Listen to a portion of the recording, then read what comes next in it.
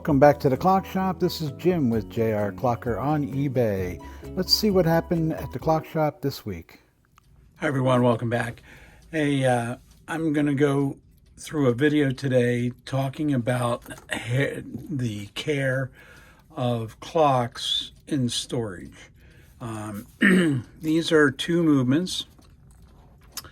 They were both purchased the same year and slightly different outcomes for these two movements. They were both Qs. This one's hard to see. This one's a little easier to see, the Q. Now, I will say that this was a different product run, and this movement was the older style with the modern conveniences, but especially with this here, these are eclipsed barrels, which was a new change from the earlier versions, but this is actually the newer version of the same year, or I should say it was made later and in a newer version. And this one does have the bronze bushings. So that's the big difference between the two. Anyway, the other big difference is the way these were stored. These both came out of the same shop that I purchased the contents of.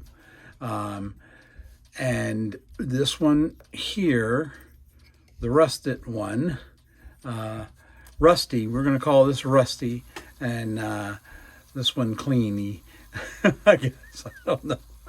Anyway, it may be actually the same. It's just so dirty that I can't tell whether this one on this side here, I believe is the laser.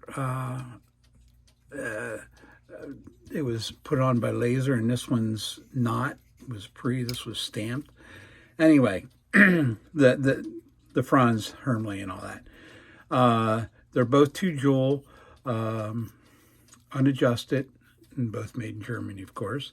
They are both 340 020A. This one was stored in the basement. This one was stored on the second floor. The humidity in the basement got to this one. This is virtually unusable. I guess I could, maybe I will try to undo the harm here, but this, you can see here. Actually, the strike and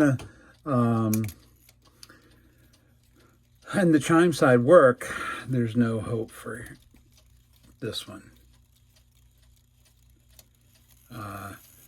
Maybe if I oiled a little bit, there's hardly any power to the escapement here.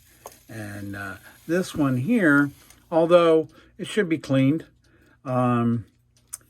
is in relatively good state. I've not put oil on any of them. I've just taken them as is out of their box. These would be considered new old stock, but I don't think you could consider that one too much. They weren't used. It's just a shame. And the clock guy must have been buying a lot of these movements back then. I wonder, it'd be interesting to find out, because they're Q, so they're 2004, what the price of a movement was in 2004, because they're expensive now. Anyway, I just wanted to go through this and show you that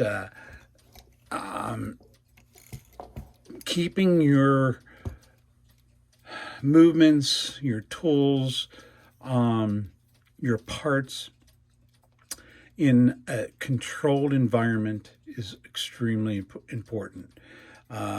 It's not good to go out and have a set up in a shed that has no air conditioning in the summer and no heat in the winter. Heat in the winter is easier. Winter, if you live in the northern states, it's drier.